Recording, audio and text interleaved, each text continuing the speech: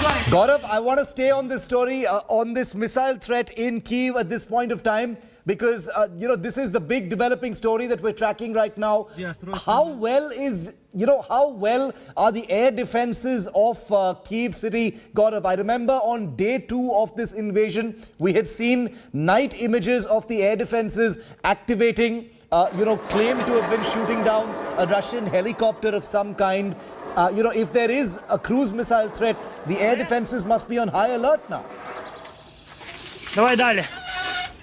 Shiv, you're absolutely right. So day 2, we saw those images of the S-300 system getting activated and defending the city from an incoming missile. Yesterday, local TV channels were showing surface-to-air missiles being used to bring down a Russian helicopter. Of course, those images are subject to verification in the fog of war. We really don't know whether these are old images or current images, but we were given to believe that a Russian helicopter was downed just yesterday and not very far from where we are at this point of time. But air defenses, are they still operational? The speed at which that convoy was coming virtually unchallenged, that is an indicator that Russians have complete air supremacy in terms of fighters, Ukrainian fighters or helicopters not being in the air. But air defense systems are still there, especially the man-portable or the surface-to-air missiles, the Stingers that the people here have. And stories from Afghanistan going viral saying that in Afghanistan, when they can use it, we've used it extensively and we will be able to defend ourselves using these surface-to-air missiles, and more people want those SAM systems here to be able to fight on, Shiv. Let's get a word, let's get a perspective in from, the neighboring countries as well. We're joined also live. Gaurav, continue to stay with me for just a few minutes. Carolina Zbitniewska is chief editor of Iractive.pl. She's a journalist in Poland. I apologize, Carolina, if I've mispronounced your name, but I wanted to get a perspective from you on what the latest situation in Ukraine is. Your country has been providing a lot of help to Ukraine in this fight, including fighter aircraft, including a lot of equipment as well. But things are deteriorating pretty rapidly, especially in the eastern part of Ukraine, especially near the Russia border. The city of Kharkiv and the city of Kyiv are under threat right now. How are you seeing this play out, Carolina? Well, we all in, especially probably neighboring countries, but in Europe in general, are looking at this situation with real horror. We see that totally innocent people are dying because of Putin's ideas, his own idea of how his legacy should look like, because of his sick psyche.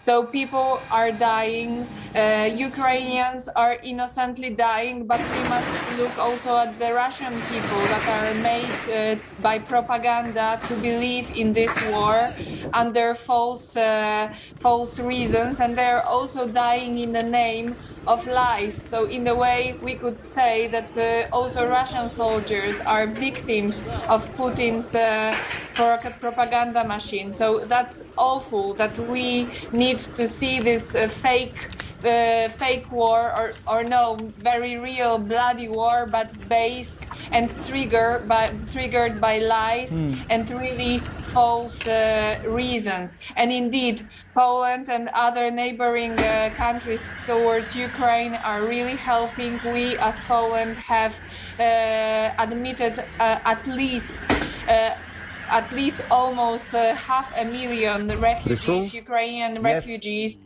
Our people are helping them personally, offering our own private homes, doing a lot of support in terms of food, of clothes. We are offering our hearts to them. So I'm really proud of my country and generally of the West, because we are really behaving equally to the challenge. Because the situation is deteriorating rapidly. Gaurav, Poland from where Carolina is speaking, is one of the countries that has committed a lot of military hardware as well. A lot of fighter aircraft, including MiG-29 jets, have also been committed to this fight. Gaurav, what are you hearing about when those are going to, become operative and part of what Ukraine can bring to the fight? Well, 70 pilots from Ukraine have gone to Poland to pick up 70 fighter jets. And, maybe a colleague from Poland can tell us where those aircraft will land. And is Poland providing all 70 aircraft? Are these the MiG-29 Fulcrums? Are these the Su-27s? There is lack of clarity on what these aircraft are. What kind of weapons? Where are the weapons coming from? In case there is more clarity, that would be a shot in the arm for Ukraine. Because as of now, they desperately require not just military hardware, but also they urgently require Shiv, arms, ammunition and medicines. And just give me a moment as I wear the seatbelt and shut this door. Shiv, perhaps for the first time our viewers will also get a glimpse of what's happening in the city of Kyiv. Shiv, as we drive, we'll try and show you some images. With me is Mr. Kuldeep Kumar. He's a very prominent Indian businessman, and we're traveling with him inside Kyiv. We're going inside Kyiv. And Yes. Shiv, if you permit, Mr. Kumar, how grave is the threat to Kyiv this morning, especially with reports of two missile attacks? But people are saying we are not afraid. Yes, the problem is every day we are facing the problem, but the people, they don't have any problem. They don't even taking care if the missiles are coming or not. They are very cool. So I think everything will be all right soon. But people have this fighting spirit. वो लड़ना चाहते हैं. वो they don't want to give up without a fight. और अगर हथियार है तो good, हथियार नहीं है तो वो तो इस समय लड़ रहे हैं. हाथों से लड़ने को तैयार है. अगर हथियार नहीं है तो हाथों से भी लड़ेंगे ये लोग हार नहीं मानेंगे. इनके हौसले बहुत बुलंद हैं. तो हमारा साथ इनके साथ है यूक्रेन गवर्नमेंट और यूक्रेन लोगों के साथ है हम लोग भी, कि भगवान करे कि युद्ध का विराम हो जल्दी से जल्दी, और जो लोग यहाँ से चले गए हैं वापस आए अपने घरों में, और जो लोग परेशान बैठे हुए हैं यहाँ पर वार के लिए कि आज वार होगा, कल वार होगा, कि ऊपर कल अटैक होगा, आज वो अटैक होगा, तो वो इस परेशानी से मुक्त हों. इस परेशानी से मुक्ति की कामना है. But Shiv, just take a look. Yeah. These are streets of Kyiv. We are not on the outskirts anymore. These are live images from Kyiv on Gaurav and Pawan's city. cameras. Yeah, go ahead, Gaurav. We can see. So, video journalist Pawan Kumar and I are showing you the streets of Kyiv this morning. Petrol pumps are shut, and to get petrol was a major problem today. So benzene shortage is already being experienced by people. This is a very prominent square. So as we go inside Kyiv, you're looking at images of long queues outside petrol pumps, because this is what people want. They want to be stocked up, and I mean, you must be feeling nice. At least you've got a tank full now. Yes, feeling very nice, yes. So now we can go anywhere. Now we can go anywhere. So, but when you say you can go anywhere, you don't want to go to Lviv. I mean, you can go. No, but you not don't at all, want not at all. Only in Kyiv with you. Absolutely. So, Shiv, that's the story. Look at the streets. Usually there are long traffic jams here. Even when we came into Kyiv, close to a fortnight ago, there were long traffic jams that we had to negotiate on these very roads. And now not a soul in sight. And that is because everyone is preparing for that impending attack. Everyone is fearful. Where would the next missile land? And these missiles are landing pretty close to the capital now. Yeah, even not asking us where to. Not asking us where to go. Yeah, and in the sense that one was very near a fuel. Yeah. Bravery, yes. Yeah. So, Shiv, look at the way these missile strikes are happening. They are not random. They are aimed at either ammunition depots. Ammunition depots have been targeted. Ammunition dumps have been targeted. Also, they are aimed at fuel dumps of Ukraine. And Shiv, in front of me, multiple such barriers, some manned, some unmanned. Every effort to stall the advance of the Russian forces. This, of course, is the UNHCR office here in Kyiv. There are some military personnel, as you can see. This is the Pictures ki Lavra. this is that ancient Orthodox Yes, Christian yes, church. yes. Okay. More than 1,000 years. We are trying to show you that church. I'm sorry, Pawan. We The are light going changing. we are going inside the church right now. Okay, Yeah. okay.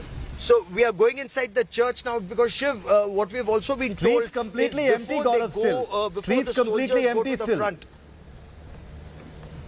he will show you that the streets are absolutely empty, not a soul in sight. The church also apparently, as of now, shut. There is a notice, and we'll try and decode that, decipher, what's written there just now.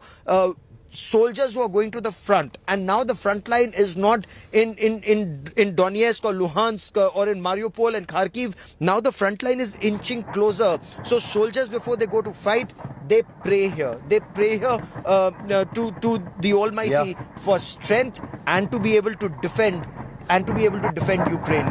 Shiv. Gaurav, a very, very valuable view, and I thank you to your businessman friend there as well, for that excellent live tour of Kiev city, the streets of Kiev, like you've never seen them before. This is wartime. They're completely empty. They're usually bustling. It's bitterly cold, as Gaurav has just shown you. It's snowing. There's a lot of sleet on the road. There are roadblocks. People making Molotov cocktails. It is truly a surreal sight. And that's why I tell you that here on India Today, we're committed to showing you this invasion and what effects it's having on the cities of Ukraine firsthand, through the eyes of India's most watched reporter on the ground, Gaurav Sawant. Nobody else is watching anybody else with as much intensity and as much numbers as they are watching Gaurav Sawant, and he's just told you why that is the truth, because he's out there, not sitting in some hotel in some obscure place and giving you reports. Carolina from Poland is still with me. Carolina, one more question for you, which is something that Gaurav had also asked. A lot of those fighter aircraft that Poland has committed to this fight, Ukrainian pilots are apparently in Poland to train. Can you throw some light and tell us about what the status of that is? How are those aircraft going to get back into Ukraine? How do they join the fight?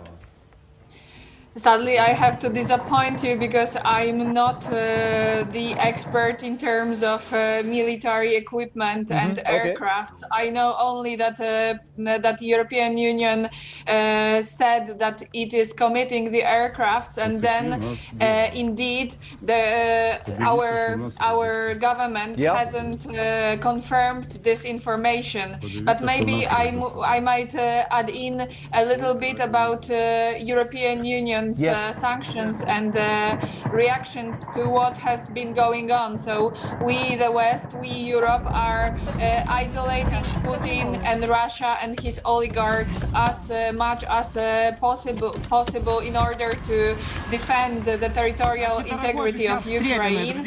So Russian banks will be removed from SWIFT. The decision has been confirmed this night, which is an international payment system. Also, the certification of Nord Stream 2 gas pipeline has been stopped, and also one of its major umbrella companies owning this project, the Nord Stream 2 AG, has announced its bankruptcy yesterday evening. So Nord Stream 2 has become an orphan.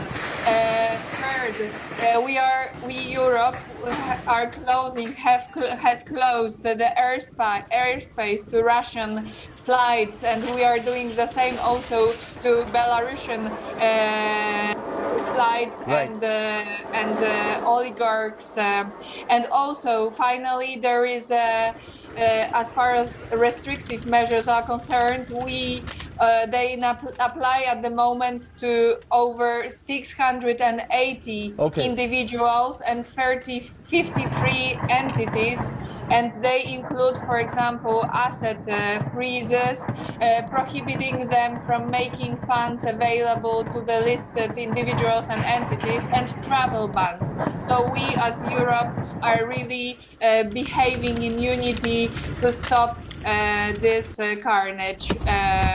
that was Carolina, Carolina, thank you very much for joining us and giving us your perspective on the manner in which this is playing out. We'll keep coming back to you on that. We've also been speaking amidst very, very dramatic, upsetting images coming in from Ukraine's second largest city, Kharkiv. We've also had a word with two prominent Ukrainian members of parliament on a situation that is steadily and visibly deteriorating. Could Kharkiv be the first big military objective victory for President Putin's invading force in the country, Ukraine, at this point of time? Could the city of Kharkiv be on the verge of falling? All indications are that the most fearsome firepower is being brought to bear on this one metropolis in northeastern Ukraine, just 40 kilometers from the Russian border. Listen in to what Ukrainian MPs are saying about the new damage that has been caught on camera today.